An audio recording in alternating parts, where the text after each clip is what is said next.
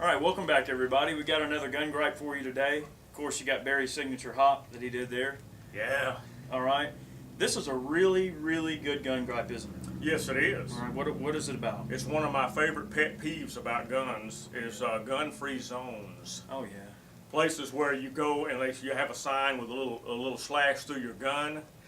For instance, my credit union over here, I have to go through a metal detector to get in there, and no weapons allowed. The only time I got money on me, I'm supposed to disarm myself. Right. I mean, it's ridiculous. I go in, friends of mine go in Walmart with a gun visible. The manager comes up and says, "Hey, sir, we would appreciate if you leave your gun in your vehicle from now on." And they say, "Well, why? It's store policy. Where is it posted?" It isn't. They tell them to go to hell, you know, and they do it anyway, but why do that? I'm of the philosophy, if they don't see my gun, or more importantly, they don't hear my gun, it's none of their business. I went to the Walmart one time. It was during hunting season, and I had my coveralls on, Right. and I had my belt on, and I had my Makarov and a Phobos on my hip Right. through my belt. And one of their security guys walks up to me, you know, one of them, I guess, loss prevention guys or whatever. Right. Walks up to me and says, "Are you DNR?" And I was like, "Yeah, I am." It Right. don't need to remind me, whatever, you know, Right, like right. it's just stupid how, you know, they want to disarm you. And like Barry was saying, I was in the bank one time, and this lady that looks like she couldn't weigh 110 pounds, soaking wet, walks up to me, and I had my Glock on, and she walks over to me, and she points at my Glock, and she says, "You can't have that in here." And I looked at her and I said, "Really?" I was like, "I can't have that in here. That's why I'm standing in here with it on my hip, is why I can't have it in here."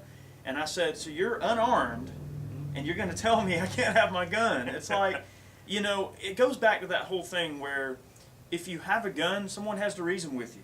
And I'm not saying carry a gun for intimidation or anything like that. It's just that everyone wants to act like, "Oh, well, you're carrying a gun, so you're out for trouble." Right. But I disagree. I think it comes down to, you know, with a gun, they've got to reason with you whether they want to or not.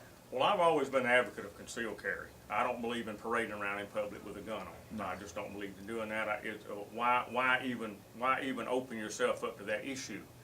Now, I'm not telling you to break the law, but if I see a gun-free zone somewhere, I'm going to carry my gun in there. Damn right. All they can do is tell me to leave, or so on and so forth, and they're not even going to know I have a gun. Classic example: we have a Waffle House up here by the highway, gun-free Waffle House. They got robbed out of business. The one across the street over here is not a gun-free zone, and they're still serving hamburgers over here. But the one by the highway that was gun-free zone, they were robbed, literally robbed out of business. And the last time they got robbed, they took all the customers' watches, valuables, cell phones, and was herding them into the bathroom. 3 guys with Sega shotguns. And this one woman was about 8 months pregnant. She said, "Look, are y'all going to kill us?" And she really thought they were. And they said no. And they pushed them in. I think they were going to kill them. But that woman somehow touched one of them, and they didn't follow through with their threat. But that's a classic example. If I'm in a gun-free zone in a Waffle House, let's say, and a robber comes in, as long as he's taking Waffle House's money, I'm not going to intervene. But if he points a gun at me, he's going to have an issue. Now, I'm not going to protect their money because they don't think it's important enough to protect. But I'm going to protect myself and my family or an innocent person. You know, however, Barry, to a degree, I think I have to disagree just a little bit. Okay. You know, if I were carrying concealed, to me, I think that's part of being a responsible citizen. If you can intervene safe, and you can never tell how and something's going to turn out, That's the true. outcome of a situation. That's true. But any reasonable person can figure out if they can gain the upper hand in a situation. And I think if you can use guns to de-escalate a situation in any way, I think Right. that's a responsible thing to do. It And is. sometimes all it takes is a firearm being introduced into the scenario. Now granted, yes, it can escalate the scenario, but I think more often it de-escalates. When a firearm is introduced into a situation, I think most people, especially if their intentions aren't violent to begin with, are probably going to go, whoa, whoa, whoa, okay. But these gun-free zones, it all started out with gun-free school zones. They tried to get that implemented. You can't be within 1,000 feet of a school with a gun or anything like that. Well, what if you have to take your child to school? You're on that property. You're going to leave What your... if there's a gun shop Right. 1,000 feet from the Right. school, you know? They were talking also that what if you homeschool your children? That was brought up at one time in the legislature. Well, what if you're homeschool? That's a school? No, that's a private residence. That got shot down quick. Right. But this stuff about the school zones and all that, you can't carry a gun in Georgia on postal property either. But, you know, if they don't see it or hear it, who cares? Yeah, I think that when it comes to guns and gun-free zones, you know, I'm a law-abiding person, but at the same time, I think it's easier to ask for forgiveness than it is permission. Yes. And I just go along with the saying that I'd rather be judged by 12 than carried by 6 any day. That's correct. You know, just because mankind or some government forms some law that says that I have to do it, doesn't necessarily mean it's the right thing to do. Right. There's a fine line between obeying the law and being alive, and I think I'll choose being alive any day. Well, in situations, you have to sometimes forget what's legal and do what's right. That's right. And that's been my philosophy, and I agree totally with Eric that I'll take my chances in a court of law. That criminal's not going to show me any mercy. Yeah, and I mean, even though a lot of the judges and stuff can be a little bit liberal and bought off, and it just seems like their opinion is swayed towards, you know, the system and not the individual, I think we do find that that's not always the case. Right. If you can convince a reasonable judge in a court of law that you did the right thing, I think there's definitely a chance that Right. common sense can prevail over law if the That's true. situation's right. But the law is always based on what a prudent person would do. That's correct. Someone you have to use common sense and you have to lay it out. And a lot of times it all boils down to who is more credible.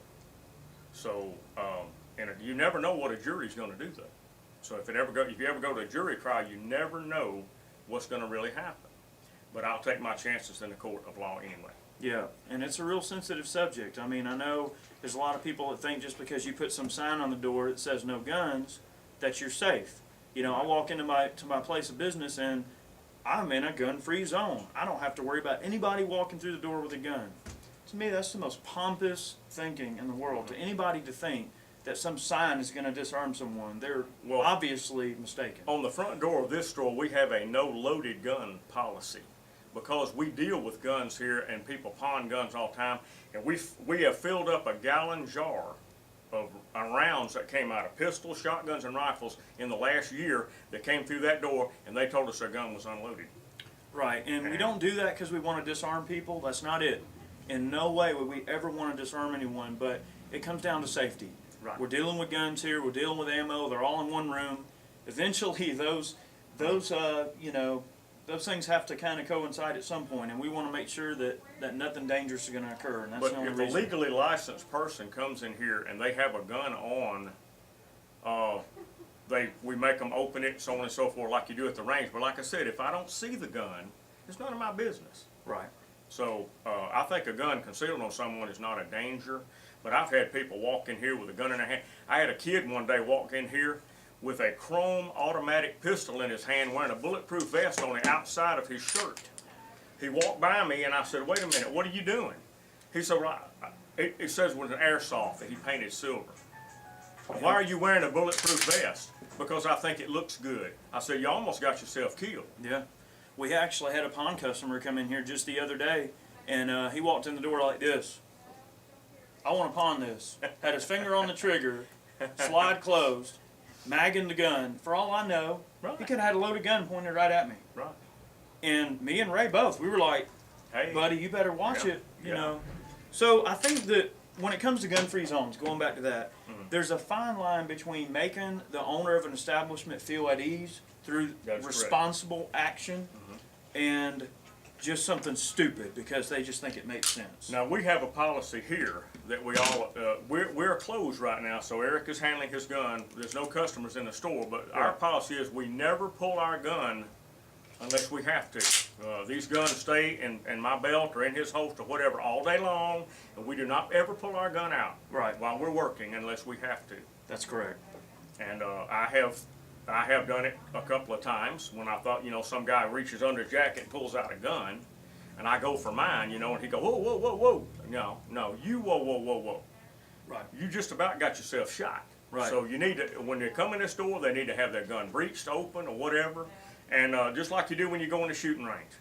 And they're enforcing that policy at the shooting range more now. If your gun is in your hand they draw on you when you come through that door. They sure will. And they make you unload outside in your car in the parking lot, and then they have a sign, do not unload your gun in front of this door. That's it. You have to have your gun breeched when you come in, or it has to be in a shooting bag. And I totally agree with that. That range used to be dangerous as hell. I'm going to say, I mean, look, I'm a law-abiding person, but sometimes there's laws that to me are just dumb, and that's one of them. And I can't tell you how many times when I was a kid in school and my dad coming to pick me up to go hunting for the weekend, pick me up early on a Friday, I cannot count how many times the principal of the school will come out there and look at our new hunting rifles. Right there in the parking lot, checking them out, sighting them, checking them out. I mean, things have changed so dang much. It has. And, you know, I remember when the principal would come out and look at the deer you just shot, or come out and check out your dad's new handgun. Ain't none of that crap going on anymore. Right. So it's that we've raised a society of complacency. And I think that the government and the indoctrination in our schools, they want people complacent, and they want people to be dependent of the government. And that includes knowledge of guns, being around guns. I mean, they want that control to be in their ballpark. Well, an old cliche, they want you to be sheeple, not people. They don't want you to be able to defend yourself, and so on and so forth. That's what the Second Amendment is all about, defending yourself, especially against a tyrannical government. That's the law was designed, written in the Constitution, to protect us from the government. That's why this country was formed. We got away from England. We were tired of that rule over there. And the heavy taxation, and where are we at right now? Same boat. And beware, because, you know, the system is essentially trying to create a dependent society. You know, and that to me is a dangerous thing when they're trying to create a, you know, class of people that they want to be dependent on their services and their welfare. And to me, that's a very dangerous thing. You know, when your consumers outweigh the producers, eventually the producers are going to get tired of it. Right, that's what they're doing right now. And yeah, and that's exactly what's happening now. You know, people that pay all the taxes and work hard, they're tired of it. Okay, that's sick of And it.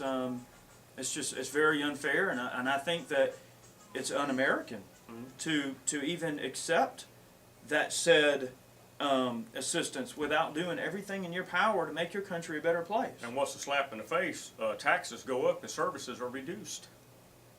They're not. You don't even get the same service for more money. It's ridiculous. But anyway, we're gonna close it out for tonight, and we wish y'all all a happy evening, and thanks for joining us. And we'll be back next week with another gripe. We got some good ones coming up. We got a lot of things to gripe about, don't Yeah, always. we? All right.